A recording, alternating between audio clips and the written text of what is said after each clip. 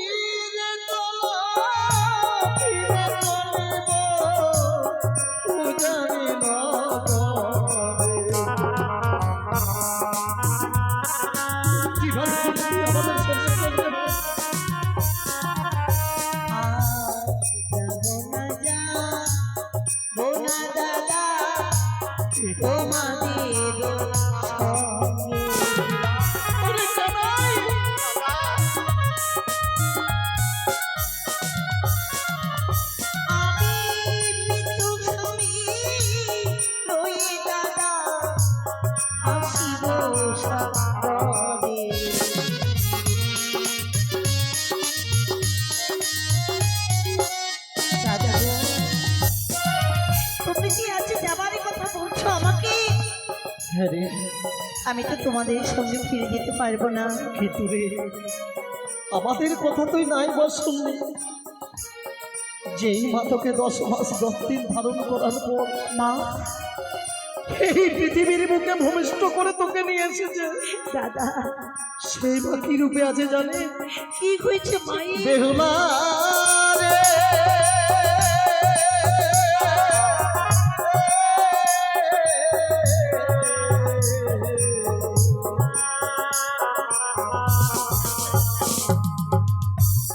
তোর জন্যে মা জননী কেঁদে দোলায়। দাদা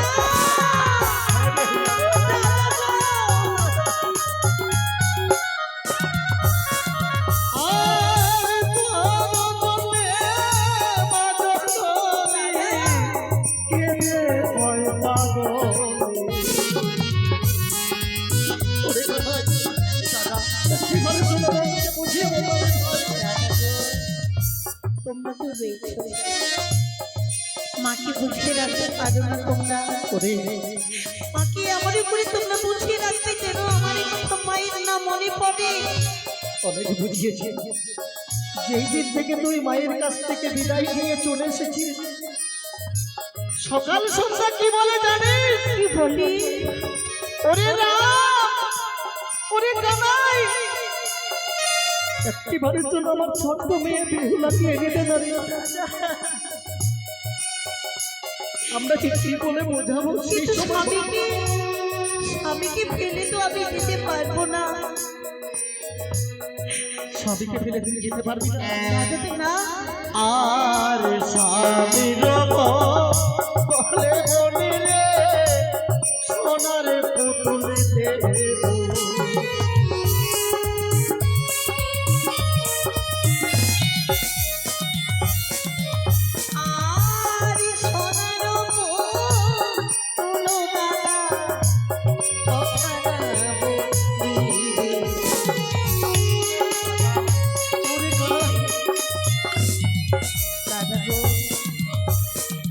জগতে যদি তাই হতো, স্বামীর বদলে যদি নারীরা ওই সোনারে পুতুল নিয়ে ভুলে থাকতো,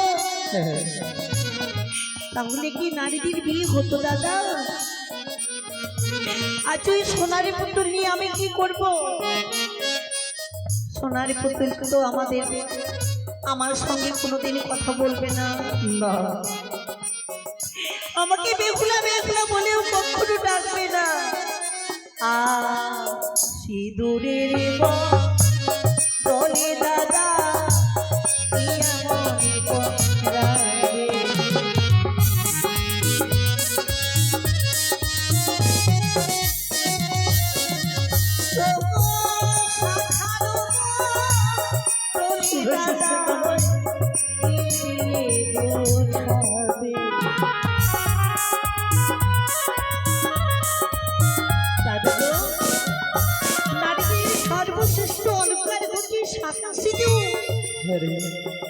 শাঁখা সিঁদুরে একটি নারীর সভা করে দাদা, কি দিয়ে বুঝাবে তোমরা আমাকে?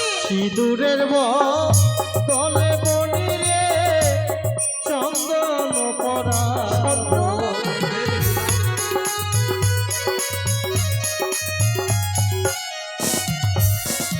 আর সখার বদলে বনি রে সোনারি কঙ্কনে দেব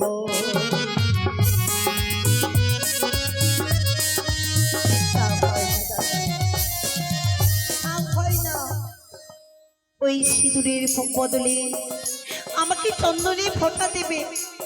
ওই চন্দনে ফোঁটাকে আমার সভা পাবে দাদা। ঘরে রয়েছে আমার গর্ভধারিণী মা, রয়েছে ছয়টি বৌদি। আমারই সম্মুখে তারা শ্রীমন্তের সিঁদুর হাতে শাখা পলা পড়বে, আর আমি চন্দনী ফোঁটা সোনার চুরি পরে ঘুরে বেড়াবো। সেই দৃশ্যকে দেখতে ভালো লাগবে বলো? ওরে কানা দাদা, তুই তখন থেকে দেখছিস নীরবে শুধু দাঁড়িয়ে রয়েছে। দাদা তুই কিছু বলবি না?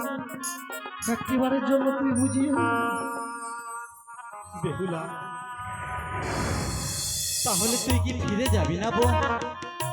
না দাদা, বুঝতে পেরেছি বোনে, বুঝতে পেরেছি।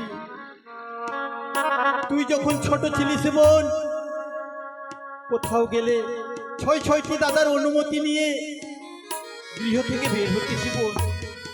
আর আজ এই সাগরে ভাষার পথে দাদাদের প্রয়োজন মনে হয়নি বোন। তুমি কি বলছো দাদা? বুঝতে পেরেছি বোন, বুঝতে পেরেছি। কানা তাহলে তুই কি আমাদেরকে পর করে দিয়েছিস? দাদা দাদা না, ঠিক বলেছিস। খবর করে তোমরা ও কথা আমাকে বলো না।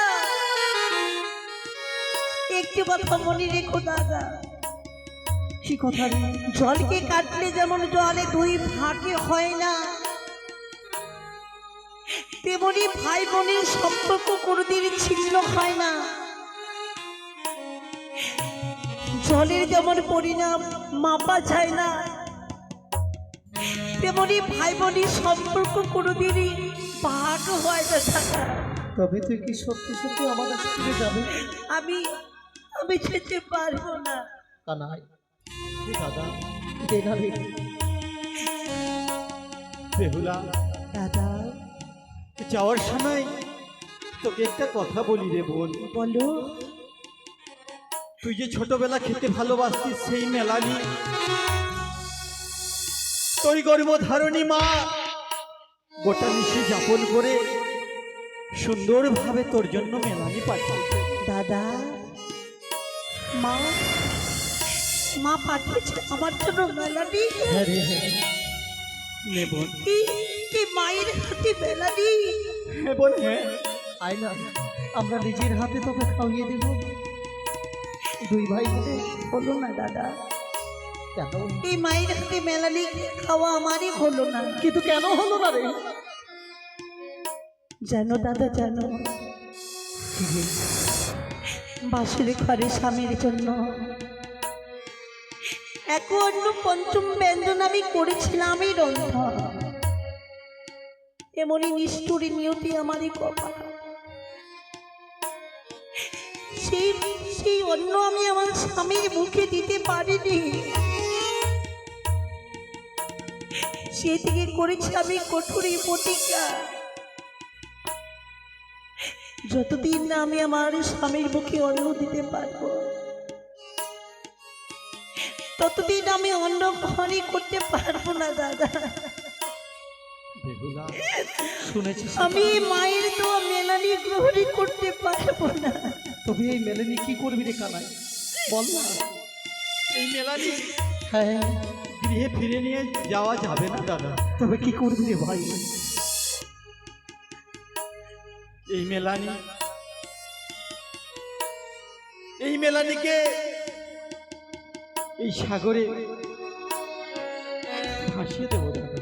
ঠিক বলেছিস। এত করে বলার পর সে যখন আমাদের এই মেলেনির ভারখানা নিল না, তবে এই মাঝ গঙ্গায় এই মেলেনির ভারখানা কানাই তুই ছুঁড়ে ফেলে দে। দাদা দাঁড়াও দাদা, এ তুমি কি করছো দাদা? কি করবো বোন? মায়ের তো মেলানে আমি গ্রহণই করতে পারবো না সত্য, কিন্তু অপমানই করতে পারবো না। চেয়ে দেখো এই বকুলি বৃক্ষ, এই বকুলি বৃক্ষের নিচে তুমি মাটি চাপা দিয়ে রেখে দাও। যেদিন আসবো আমি আমার স্বামীকে নিয়ে, সেদিন এই মেলা দেখিয়ে যাবো তোমাদের ঘরে দাদা। ওরে দেওয়ার মতন তো আর কিছুই নেই, আসি মেলেনি ছাড়া তো আমাদের কাছে কিছুই নেই। আছে দাদা, কি দিয়ে আছে। তোকে বিদায় করবো রে? অনেক কিছু রয়েছে দাদা, কি আছে বল? তোমাদের আশীর্বাদ। আশীর্বাদ? আমাকে আশীর্বাদ করো, তোমাদের আশীর্বাদে যেন আমি আমার এই স্বামীকে ফিরিয়ে পাই। নিশ্চয়ই দেবো রে। আশীর্বাদ করো দাদা। আমি দুহাত ভরে তোকে আশীর্বাদ করব।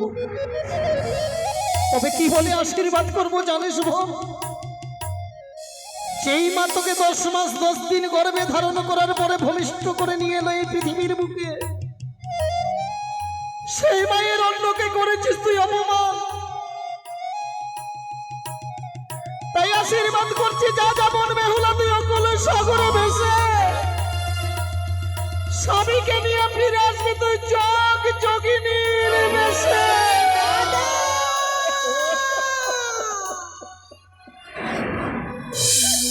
কি করলে দাদা? ছোট্ট বোনটি চাইলো আশীর্বাদ, বিনিময়ে তুমি দিলে তাকে অভিশাপ। জানি না রে কানাই কেন যেমন বাক্য বের হলো। দাদা গো, তুমি আমাকে অভিশাপে করিনি। না বেহুলা, জানি দাদা, জানি। এতক্ষণই বুঝতে পারলাম যে আমারই কপালে সুখী নেই। একটু কথা কি জানো দাদা? কি রে? দুঃখে আতরে ঘরে যারই জন্ম, তার কি কখনো সুখী মানা? না রে না। এই জন্যই বলে মানুষ যখন বিপদে পড়ে আপন মানুষেরাও সরে যায়। শত্রু মাঝকে এই দুঃখের দিনে তুমি অমনে করে আমাকে করিলে অভিশাপ। বেহুলা, তোর যে বড় দাদা বোন, তুই দাদার কথা মনে কিছু দিস না বোন। আবার কিছু এই কথাতে আমি কিছু মনে নেই দাদা গো। দাদার অভিশাপ আমি মাথা পেতে গ্রহণ করে নিলাম। আমি যদি আমার স্বামীকে নিয়ে ফিরে আসি, আমি আমি নিশ্চয়ই এই অভিশাপ পালন করবো দাদা। তুমি আমায় আশীর্বাদ করবে না? কেন দেব না বোন? আমি তোকে আশীর্বাদ করছি বোন। যা বোন যা, মৃত্যু স্বামী নিয়ে ভেসে অকুল সাগরে তোর স্বামীকে তুই ঠিক ফিরিয়ে নিয়ে আসবি বোন। দাদা, ঠিক ফিরিয়ে নিয়ে আসবি। তোমাদের চরণে রইল আমার শতকোটি প্রণাম। বিদায় দাদা। নরে বিদায় বলতে নেই। বিদায় কাকে বলে জানিস? যে আর কোনোদিন ফিরে আসবে না তাকেই বলে বিদায়। ও দাদা এমনি করে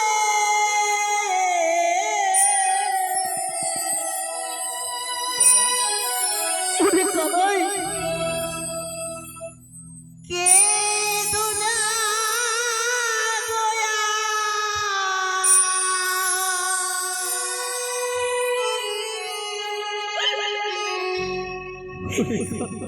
তোমারই চোখের জলে পৌঁছি আমার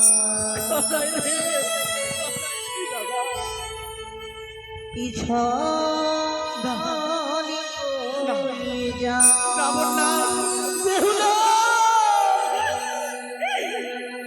তোমারই চোখের জলে পচে আমার পিছনে হয়ে যায়। দাদা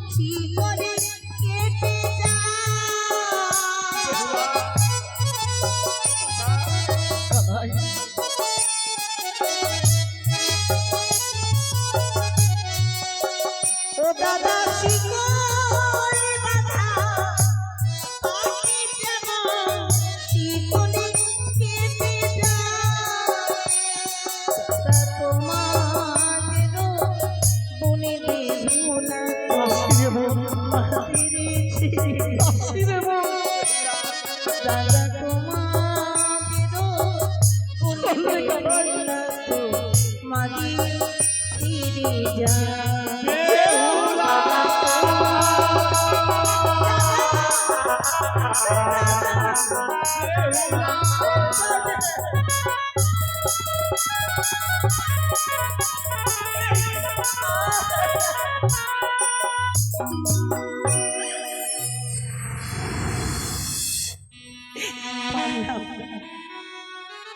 পারলাম না একটিবারের জন্য